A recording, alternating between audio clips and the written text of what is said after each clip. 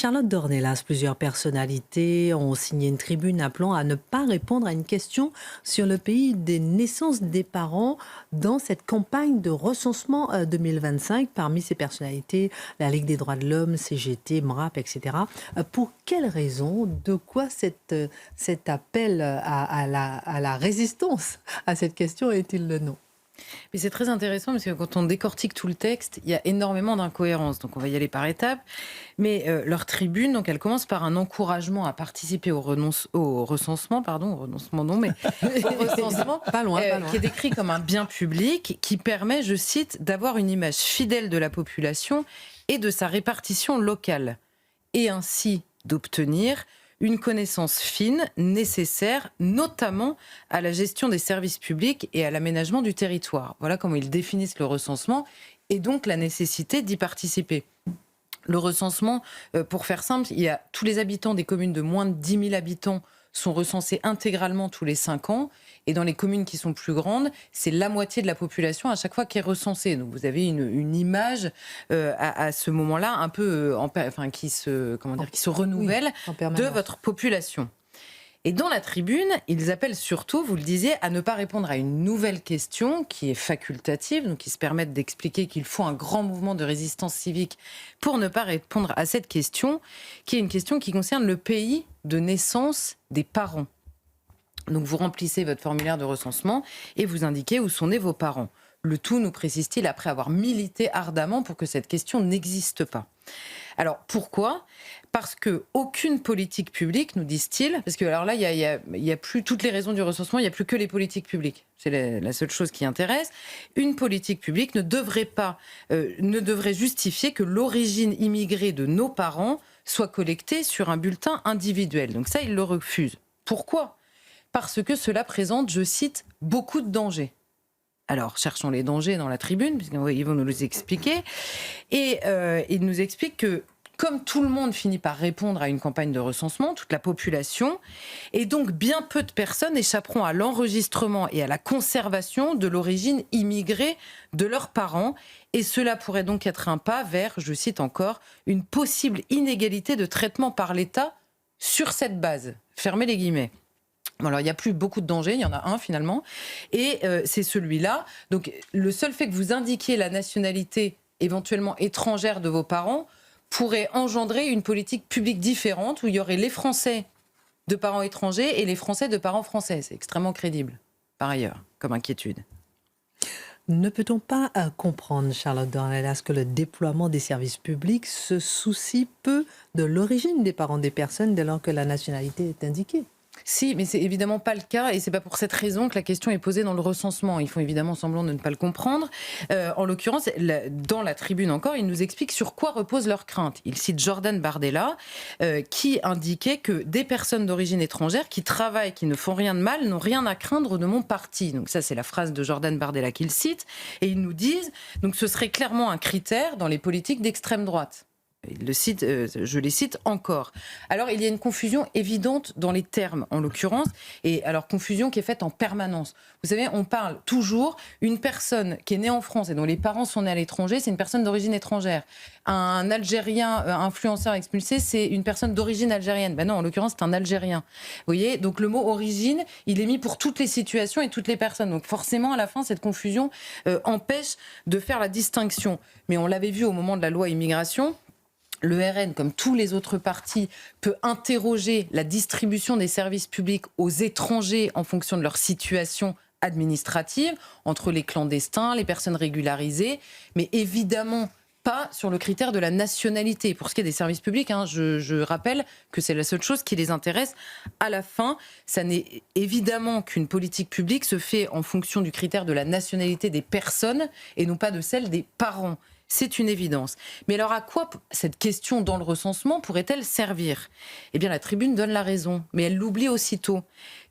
Un recensement sert à obtenir une image fidèle de la population, à savoir qui est présent sur le sol français. Et savoir si les parents des personnes présentes sont français ou étrangers est évidemment un indicateur non pas pour la distribution et le déploiement des services publics, mais par exemple de la teneur culturelle de votre population. Pourquoi je dis ça ? Parce que les mêmes qui signent cette tribune nous expliquent extrêmement régulièrement qu'il est normal que des enfants, des petits-enfants, des arrière-petits-enfants revendiquent fièrement, et dans l'espace public et dans l'espace privé, leur culture d'origine. Vous voyez, on retrouve le mot origine. Et donc celle-ci peut se déployer, alors on l'avait vu au moment des prénoms, mais bien au-delà des prénoms, dans la manière d'être au monde, dans la langue qui est parlée, dans la culture gastronomique qui est enseignée, cultivée, jusque dans les écoles par exemple, dans la manière de se vêtir, puisque l'abaya n'est pas, pour ces gens-là, un vêtement religieux, mais culturel. Donc la culture des parents devrait être revendiquée en permanence, mais par contre l'indication de cette culture par le biais des parents n'intéresse pas pour avoir une image, nous disent-ils, fidèle de la population en France. Donc là, la question n'intéresse plus. On n'a pas très envie d'avoir l'image globale, apparemment.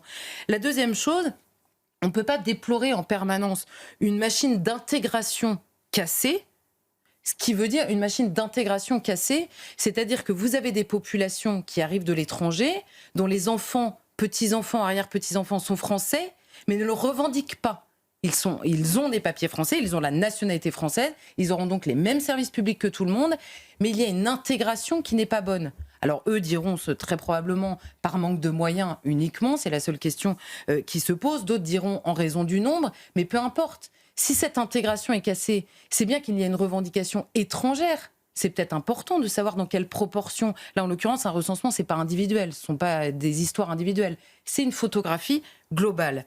Et enfin, on ne peut pas nous dire en permanence qu'il y a hallucination collective sur l'évolution de l'immigration en France, parce que évidemment, on nous dit non, le nombre d'étrangers sur la question de la nationalité est stable. Ah bah oui, je vous confirme. Mais là, par contre, il faut peut-être se pencher un tout petit peu sur la question des régularisations, des naturalisations, et de voir qu'au-delà de la question administrative, il y a des personnes qui, en effet, sont absolument françaises. Et donc, encore une fois, je tiens à les rassurer, auront les mêmes services publics que tout le monde. De manière générale, d'ailleurs, pour les étrangers, c'est vrai aussi en France. Donc, il ne faut vraiment pas qu'ils s'inquiètent. Mais qui, en revanche, portent en eux un poids culturelle et une manière d'être au monde qui change la population sur le nombre française. Donc pour le meilleur moyen de répondre à un fantasme, c'est de donner la réponse. Eux nous expliquent qu'il ne faut surtout pas la donner, surtout pas la voir même. Cela revient à une forme de statistique quasiment ethnique déguisée, finalement. Ces personnes-là ne s'inscrivent-elles pas dans une tradition de refus de ces données qui existent bel et bien en France?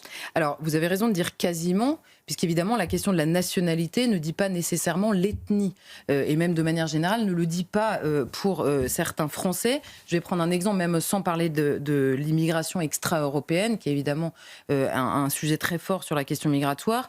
Un Mahorais est français, un Italien ne l'est pas. Et ça ne se retrouvera pas dans des statistiques ethniques. Mais plus largement, évidemment, l'indication de la nationalité des parents pour l'immigration extra-européenne, qui est très forte ces dernières années en France, est une indication.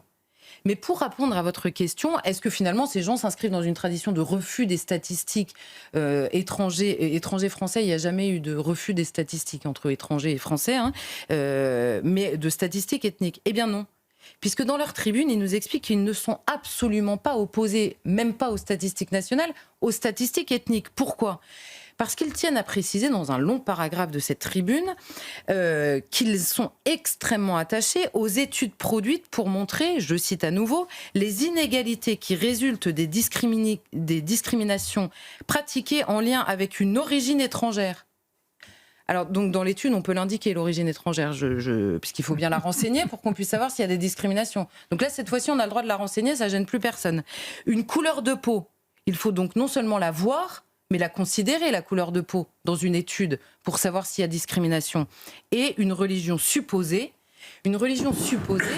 pour faire une étude des discriminations en fonction de la religion supposée, ça revient à reconnaître que les religions, même supposées, ne sont pas exactement également réparties dans le monde. Si on peut supposer une religion en fonction de la personne qu'on a en face de soi, c'est bien qu'en effet, les religions ne sont pas également distribuées dans le monde et que toutes les religions n'ont pas toujours existé partout dans le monde. Ils appellent même à poursuivre et amplifier ce travail statistique de lutte contre les discriminations, mais nous disent-ils, le recensement n'est pas l'outil adapté. Pourquoi ? Parce que le recensement permet d'avoir une photographie globale de la population et donc de voir son évolution, alors que si vous travaillez que sur les discriminations, vous prenez une population donnée en fonction de ces critères-là et vous lui posez des questions. Vous n'avez pas la photographie globale de l'évolution de votre population. En clair, et pour ces personnes, les statistiques ethniques cette fois-ci, et non plus la seule question sur la nationalité qui était notre discussion de base. Les statistiques ethniques, c'est oui, pour mesurer le degré d'accablement que mérite la France. C'est aussi simple que ça. Vous avez le droit de le considérer si c'est pour accabler la France.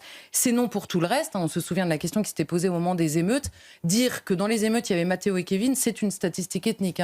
Il n'était pas en train de nous expliquer que Mathéo et Kevin, ça peut être un prénom donné partout dans le monde. C'était une statistique ethnique déguisée qui n'avait gêné personne. Donc c'est non pour tout le reste, et notamment pour avoir une photographie précise, puisqu'ils confondent les deux. On comprend que de la question sur la nationalité, ils en viennent à la question tout simplement de la couleur de peau ou de la religion supposée.